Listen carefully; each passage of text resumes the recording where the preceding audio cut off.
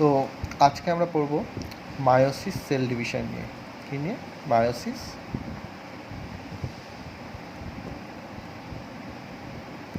কোষ বিভাজন নিয়ে।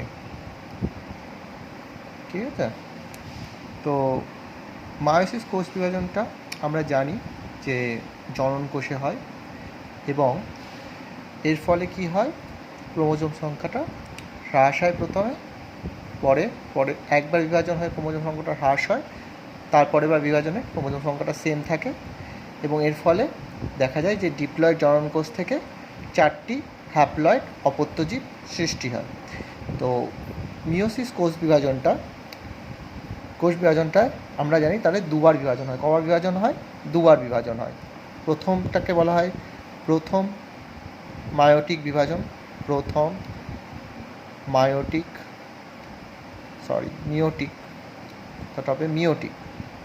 মিওটিক বিভাজন, আর সেকেন্ডটা হচ্ছে দ্বিতীয় মিওটিক বিভাজন। তার প্রথমটা হচ্ছে প্রথম মায়োটিক বিভাজন আর তার সেকেন্ডটা হচ্ছে দ্বিতীয় মিওটিক বিভাজন। ঠিক আছে, আচ্ছা, এই প্রথম মিওটিক বিভাজনটাকে বলা হয় হ্রাস বিভাজন, অথবা বলা হয় হেটেরোটাইপিক ডিভিশন। হ্রাস বিভাজন কারণ এক্ষেত্রে ক্রোমোজোম সংখ্যাটা জনিত্রী কোষে থেকে অর্ধেক হয়ে যায় অপত্যজীবে। অর্থাৎ জনিত্রী কোষে যদি ডিপ্লয়েড বা 2n সংখ্যক ক্রোমোজোম থাকে, হ্যাপ্লয়েড অপত্যজীবে সেটা হ্যাপ্লয়েড হয়ে যায় বা n হয়ে যায়। অর্থাৎ 2n যদি জনিত্রী কোষে থাকে, হ্যাপ্লয়েডে সেটা n হয়ে যায়। ঠিক আছে, আর দ্বিতীয় মিওটিক ডিভিশনকে বলা হয় সমবিভাজন বা হোমোটাইপিক ডিভিশন। ঠিক আছে, এটা বোঝাতে পেরেছি এটুকু। আচ্ছা, প্রথম মিওটিক ডিভিশন বা হ্রাস বিভাজন বা হেটেরোটাইপিক ডিভিশন, সেকেন্ড মিওটিক ডিভিশন সমবিভাজন বা হোমোটাইপিক ডিভিশন। এই প্রথম আর দ্বিতীয় মিওটিক ডিভিশনের মাঝখানে একটা ফেজ আছে, আর প্রথম মিওটিকের বিভাজনের সামনে, অর্থাৎ প্রথম মিওটিক বিভাজনের আগে একটা ফেজ হয় আর প্রথম আর দ্বিতীয় মিওটিক বিভাজনের মাঝে একটা ফেজ হয়। এটা একটা ফেজ আর এটা একটা ফেজ। তো এই ফেজটাকে বলা হচ্ছে ইন্টারফেজ, অর্থাৎ কোষের প্রস্তুতি দশা। কোষ বিভাজনের পূর্বে যে দশাটা হয় সেটা হচ্ছে ইন্টারফেজ দশা, সেটা আমরা জানি কী জিনিস। আর প্রথম মিওটিক বিভাজন আর দ্বিতীয় মিওটিক বিভাজনের মাঝে যে ফেজটা থাকে সেই ফেজটা হচ্ছে ইন্টারকাইনেসিস।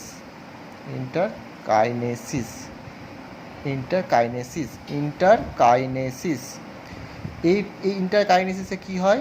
ইন্টারকাইনেসিসে কোনো রকম ডিএনএ, প্রোটিন, আরএনএ সিনথেসিস হয় না। তাহলে ডিএনএ, প্রোটিন, আরএনএ সিনথেসিস হয় না, আর ক্রোমোজোমটা ডুপ্লিকেশন অর্থাৎ দ্বিগুণ বা সংখ্যাটা বাড়ে না। তাহলে ইন্টারকাইনেসিসে বলতে গেলে কিছুই হয় না, না ডিএনএ, আরএনএ, প্রোটিন সিনথেসিস হয়, না ক্রোমোজোম নাম্বারটা ডুপ্লিকেশন হয়। ঠিক আছে, তাহলে মিওসিস কোষ বিভাজনটা দু রকমের, প্রথম মিওটিক বিভাজন, দ্বিতীয় মিওটিক বিভাজন। প্রথম মিওটিক বিভাজনের আগে হয় ইন্টারফেজ, আর প্রথম মিওটিক বিভাজন আর দ্বিতীয় মিওটিক বিভাজনের মাঝখানে হয় ইন্টারকাইনেসিস, যেখানে ডিএনএ, প্রোটিন, আরএনএ কোনো রকম সিনথেসিস হয় না এবং ক্রোমোজোম ডুপ্লিকেশনটা হয় না। প্রথম মিওটিক বিভাজনটা দু রকম, মানে দুটো ফেজে হয়। একটা আছে ক্যারিওকাইনেসিস বা নিউক্লিয়াস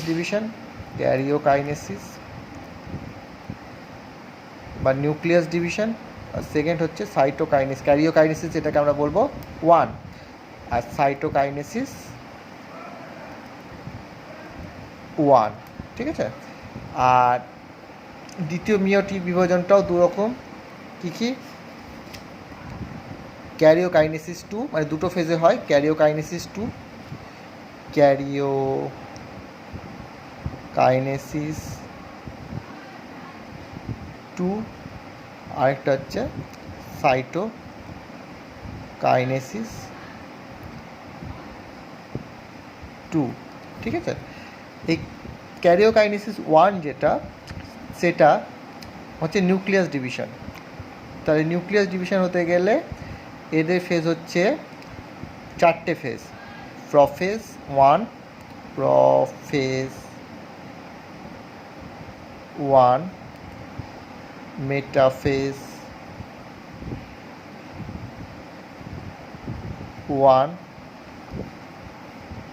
অ্যানাফেজ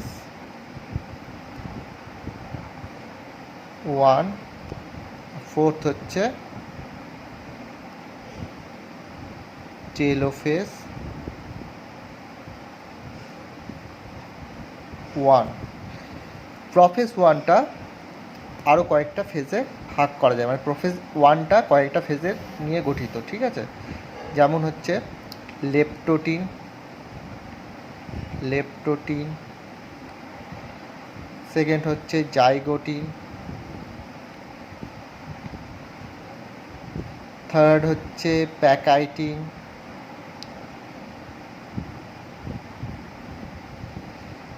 ফোর্থ হচ্ছে ডিপ্লোটিন, আর ফিফথ হচ্ছে ডায়াকাইনেসিস।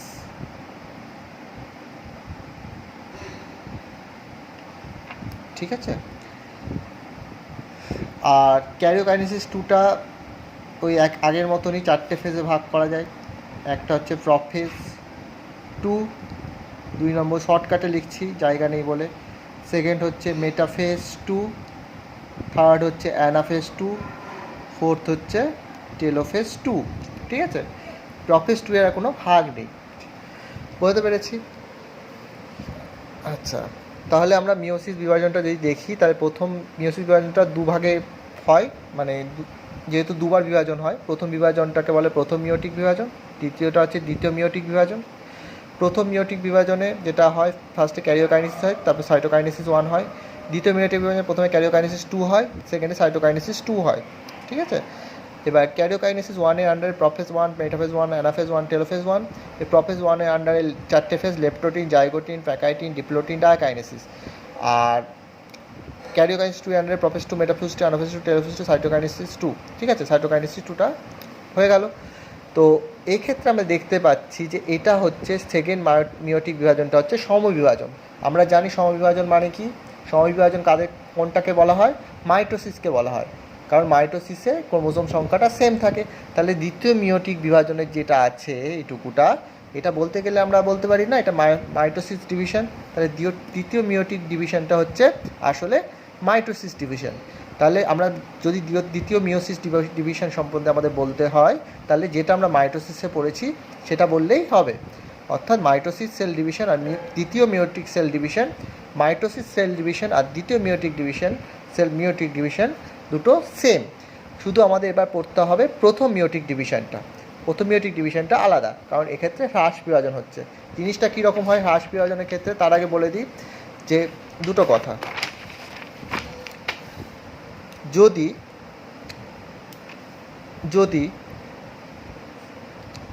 ফার্স্ট মিওটিক ডিভিশনে ক্যারিওকাইনেসিস হলো, অর্থাৎ এটা ফার্স্ট মিওটিক ডিভিশন, আর এটা হচ্ছে সেকেন্ড মিওটিক ডিভিশন।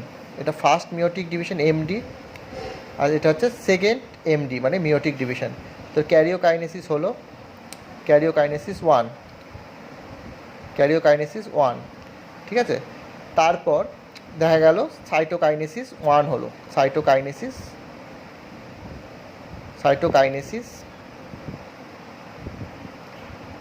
1 হলো, তারপর ক্যারিওকাইনেসিস 2 হলো, তারপরে সাইটোকাইনেসিস 2 হলো।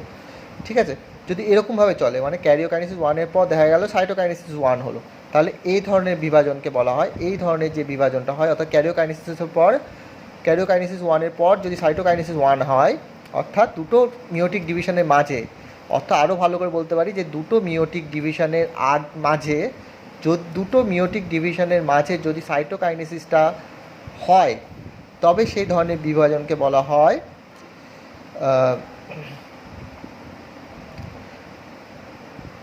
সাকসেসিভ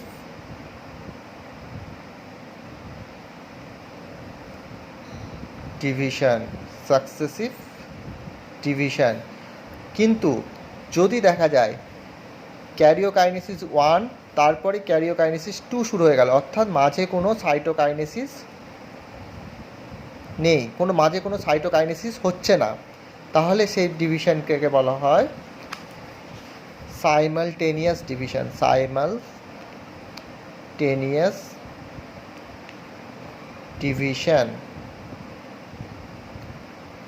ঠিক আছে, এবার আসি মিওসিসকে কেন হ্রাস বিভাজন বলা হয়। ঠিক আছে, মিওসিসকে কেন হ্রাস বিভাজন বলা হয় দেখা যাক। আগে কোথায় হয় মিওসিস? জনন মাতৃকোষে হয়, সেটা আমরা জানি। কিন্তু মিওসিসকে কেন হ্রাস বিভাজন বলা হয় সেটা নিয়ে আলোচনা করি। তো দেখা যায় এটা একটা জনিত্রী কোষ। তো জনিত্রী কোষে পিতৃ আর মাতৃ ক্রোমোজোমটা একসাথে অবস্থান করে। এটা পিতৃ ক্রোমোজোম, এটা মাতৃ ক্রোমোজোম। তাহলে এটা পিতৃ, এটা মাতৃ। আরও ভালো করে যদি বলতে চাই তাহলে এটা পিতৃ আর এটা মাতৃ। তাহলে এটা হচ্ছে পিতৃ ক্রোমোজোম, আর এটা হচ্ছে মাতৃ ক্রোমোজোম। এটা হচ্ছে পিতৃ ক্রোমোজোম, এটা হচ্ছে মাতৃ ক্রোমোজোম। এরপর দেখা যায় এটা জনিত্রী কোষ। তো হ্রাস বিভাজন কী করে হচ্ছে সেটাই দেখানোর জন্য। তারপর এই যে ক্রোমোজোম দুটো দুভাগে ভাগ হয়ে কি গঠন করে? ক্রোমাটিড গঠন করে। দুভাগে ভাগ হয়ে দেখা যায় ক্রোমাটিড গঠন করছে। তাহলে এটাকে দুটো ভাগে ভাগ করে ক্রোমাটিড গঠন করলো মাতৃ ক্রোমোজোমটা। ঠিক একইভাবে পিতৃ ক্রোমোজোমটা দুটো ভাগে ভাগ করে দুটো ক্রোমাটিড গঠন করবে। ঠিক আছে, এরপর বিভাজনটা হ্রাস হবে। দেখো এখানে কটা আছে ক্রোমোজোম? 4টে, মানে দুটো ক্রোমোজোম আছে, দুটো সেট অফ ক্রোমোজোম আছে, ঠিক আছে, ডিপ্লয়েড সেট অফ ক্রোমোজোম। তো এক্ষেত্রে দেখা গেল এই দুটো আলাদা হয়ে গেল। কীরকমভাবে? একটা কোষে শুধু এটা থাকলো আর সেকেন্ডে এটা থাকলো, তাহলে এক্ষেত্রে বিভাজনটা হ্রাস হলো। তাহলে বোঝা যাচ্ছে ক্রোমোজোম নাম্বারটা এখানে হাফ হয়ে যাচ্ছে, অর্থাৎ হ্রাস বিভাজন হচ্ছে। কিন্তু এবার যখন আবার বিভাজন হবে তখন দেখা গেল যে জিনিসটা ক্রোমোজোম নাম্বারটা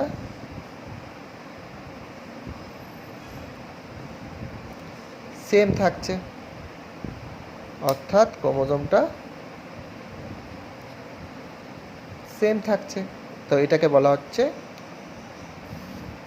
সম বিভাজন। এটা হচ্ছে সম বিভাজন। তো আমরা যদি আরেকটু ভালো করে বলতে চাই, ডিপ্লয়েড থাকছে, তারপরে যখন ভাগছে তখন সেটা হয়ে যাচ্ছে হ্যাপ্লয়েড। আবার যখন সেটা সমবিভাজন হচ্ছে তখন হ্যাপ্লয়েড, মানে ক্রোমোজোম নাম্বারটা সেম থাকছে, তাই তো? এটাই দাঁড়াচ্ছে। আচ্ছা, এইটুকু বোঝাতে পেরেছি আশা করি। নেক্সট হচ্ছে কয়েকটা সংজ্ঞা আমাদের জানতে হবে। সেটা হচ্ছে হোমোলোগাস ক্রোমোজোম বা সমসংস্থ ক্রোমোজোম জিনিসটা কীরকম? সমসংস্থ ক্রোমোজোম অর্থাৎ একজোড়া ক্রোমোজোমের সাইজ যখন সেম হবে, আকার সেম হবে, জিনের সজ্জারীতি সেম হবে,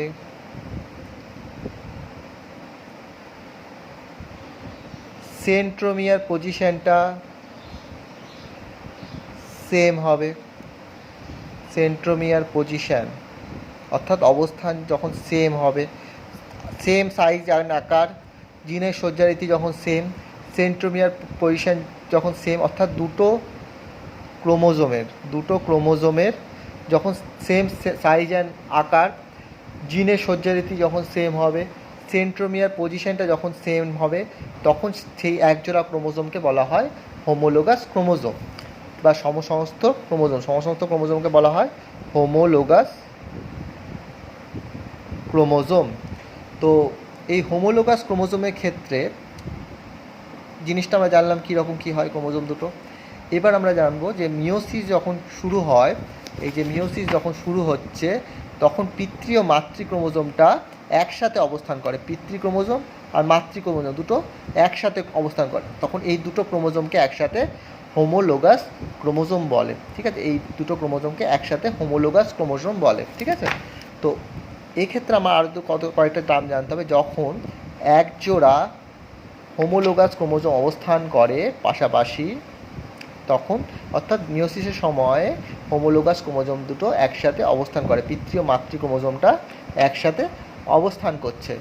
যখন হোমোলোগাস ক্রোমোজোমের দুটি ক্রোমাটিড থাকে, হোমোলোগাস ক্রোমোজোমের দুটি ক্রোমাটিড, তো এগুলো তো হচ্ছে ক্রোমাটিড, তখন সেটাকে বলা হয় বাইভ্যালেন্ট ক্রোমোজোম।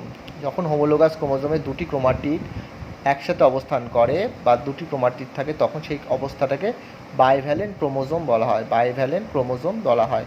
আর যখন হোমোলোগাস ক্রোমোজোমের এই ক্রোমাটিডটা ভাগ হয়ে দুটো গঠন করে, অর্থাৎ এরকম টাইপের, এই একটা দুটো ক্রোমাটিড থাকে, সেটাকে বলা হচ্ছে বাইভ্যালেন্ট। কিন্তু যখন ক্রোমাটিড দুটো করে 4টে ভাগে ভাগ হয়ে যায়, তখন সেটাকে বলা হয়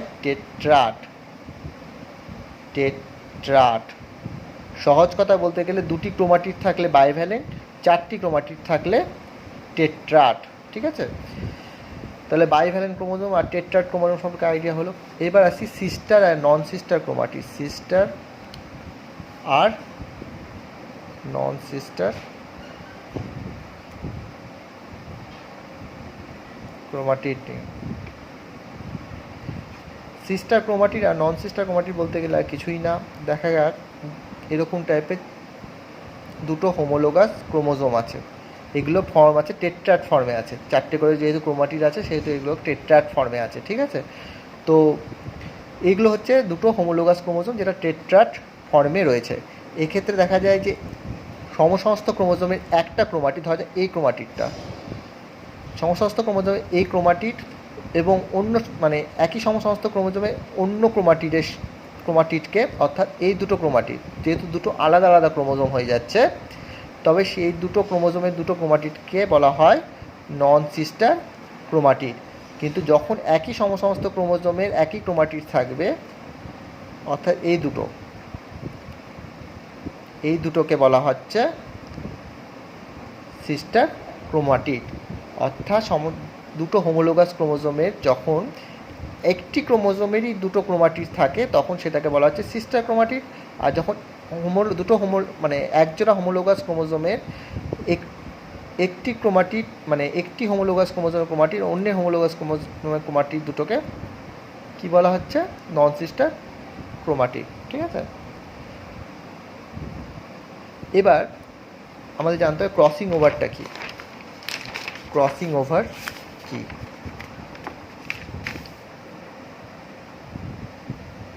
ক্রসিং ওভার কি? যখন একজোড়া সমস্ত ক্রোমোজোমের বা হোমোলোগাস ক্রোমোজোমের, এইগুলো হচ্ছে নন সিস্টার, এটা এই ক্রোমাটিড আর এই ক্রোমাটিড একে অপরের নন সিস্টার ক্রোমাটিড। এই দুটো ক্রোমাটিডের মধ্যে যখন দেহাংশের বিনিময় ঘটে, অর্থাৎ জিনিসটা এরকম টাইপের হয়, এইটা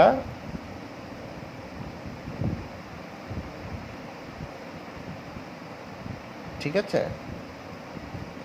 তাহলে এই দুটো ক্রোমাটিডের মধ্যে যখন দেহাংশের বিনিময় ঘটে, তখন সেটাকে ক্রসিং ওভার বলে।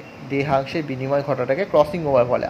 আর এই জিনিসটা দেখতে অনেকটা এক্স আকৃতির মতো হয়, তাই তো, তাই এটাকে কায়াজমা বলা হয়। ঠিক আছে, এরপর আমাদের জানতে হবে মিওসিসের, তাহলে ক্রসিং ওভার কি আর কায়াজমা কি সেটা জানলাম। এবং ক্রসিং ওভারটা কাদের মধ্যে হয়?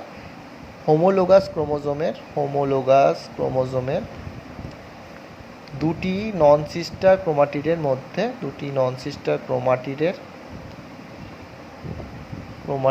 মধ্যে, ক্রসিং ওভারটা হয়, অর্থাৎ দেহাংশের বিনিময়টা ঘটে। আর যেই অংশে দেহাংশের বিনিময় ঘটে সেই অংশটি এক্স আকৃতির মতো দেখতে হয়, এটাকে কায়াজমা বলে। মিওসিসের তাৎপর্য কি? মিওসিস সেল ডিভিশনের তাৎপর্য, দুটো তাৎপর্য খুব ইম্পর্টেন্ট, যেটা বোঝার ব্যাপার আছে সেটা বলে দেবো। যে মিওসিসের ফলে ক্রোমোজোম সংখ্যা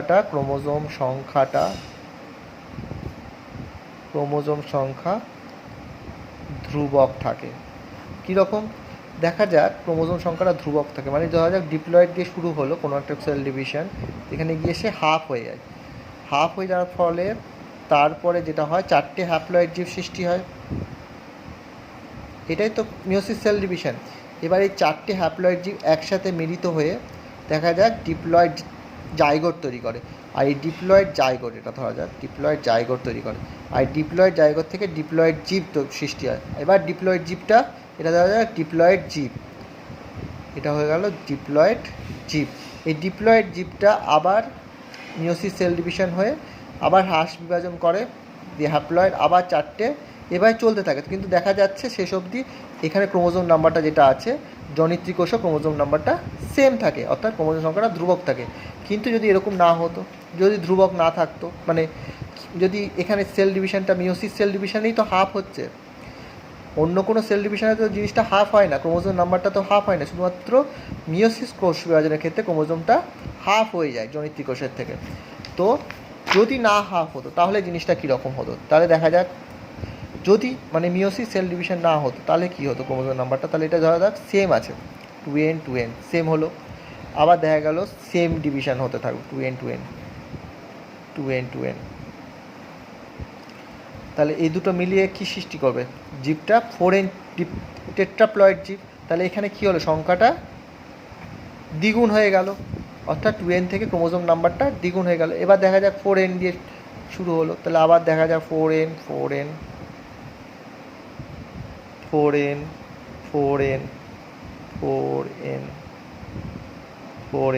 তাহলে এই 4n মিলে 8n, অর্থাৎ এখানে দেখা যাচ্ছে ক্রোমোজোম নাম্বারটা ফার্স্টে যদি মিওসিস সেল ডিভিশন না হতো তাহলে দেখা যেত ক্রোমোজোম নাম্বারটা পরপর জীবের ক্ষেত্রে দ্বিগুণ করে বাড়তে পারতো।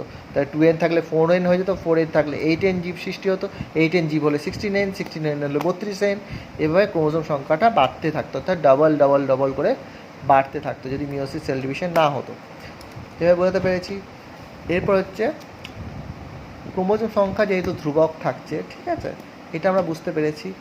কিন্তু মিওসিসের ফলে ভেদ বা প্রকরণের সৃষ্টি হয় কীভাবে? যেহেতু পিতৃ ও মাতৃ ক্রোমোজোমের একটা মিক্সড আপ হয়, পিতৃ ও মাতৃ ক্রোমোজোমের মিক্সড আপ হয়, দুটো ক্রোমোজোমের মিক্সড আপ হয়, যেহেতু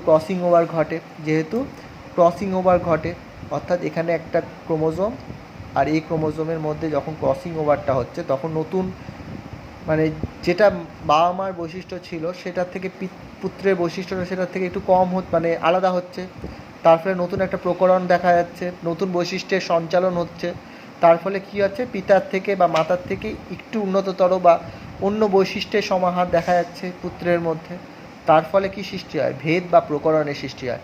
আর এই ভেদ বা প্রকরণের সৃষ্টি থেকেই অভিব্যক্তির সৃষ্টি হয়, ঠিক আছে, অভিব্যক্তির সৃষ্টি হয়। এছাড়া মিওসিসের আরেকটা তাৎপর্য কী আছে, সেটা হচ্ছে জেনেটিক ম্যাপ বা জিন ম্যাপ করা হয়। জিন ম্যাপ কীরকম? জিন ম্যাপ মানে হচ্ছে একটা ক্রোমোজোমের মধ্যে জিনের অবস্থানটা কোথায় কোন জিন আছে, জিনের অবস্থানটা ক্রোমোজোমের মধ্যে, মানে একটা রৈখিক ক্রোমোজোমের জিনের অবস্থানটা কোথায় কী আছে সেটা বোঝা যায় ক্রসিং ওভারের সাহায্যে। কীরকমভাবে? যে সূত্রটা হচ্ছে দুটো জিনের মাঝের দূরত্ব, এই দুটো জিনের মাঝের দূরত্ব হচ্ছে সমানুপাতিক ক্রসিং ওভারের হারের সাথে। তাহলে ক্রসিং ওভারের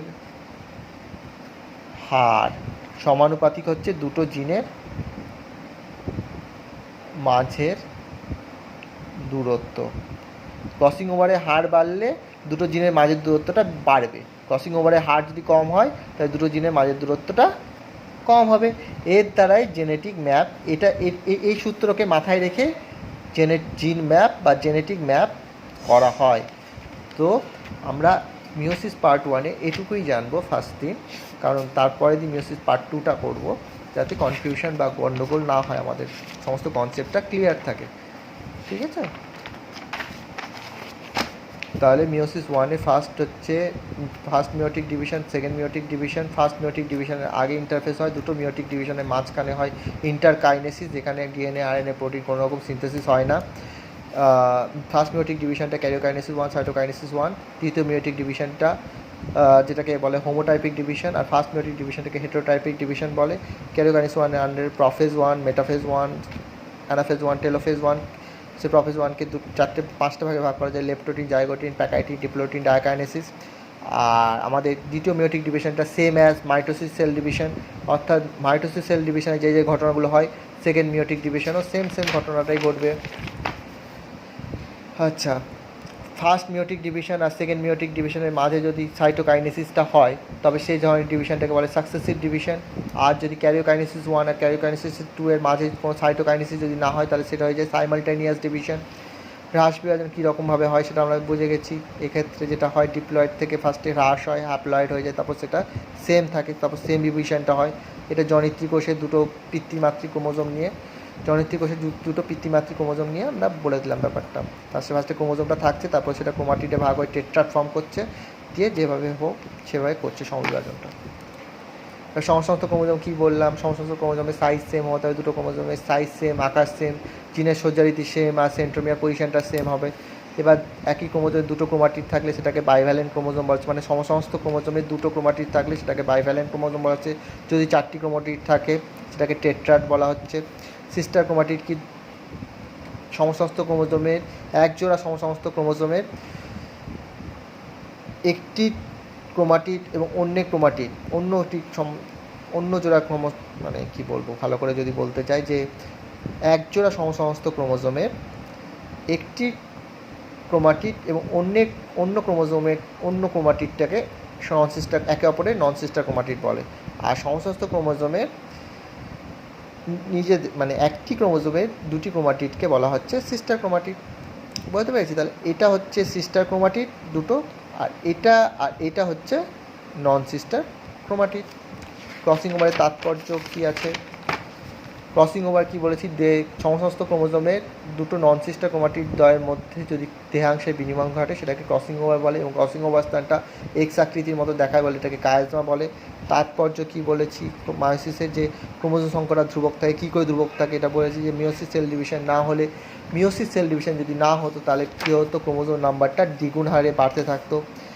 আর কি বললাম যে ক্রসিং ওভারের ফলে নতুন বৈশিষ্ট্যের সঞ্চালন হতে পারে, তার ফলে কি দেখা যায়, ভেদ বা প্রকরণ, যেটা আলটিমেটলি অভিব্যক্তিতে সাহায্য করে।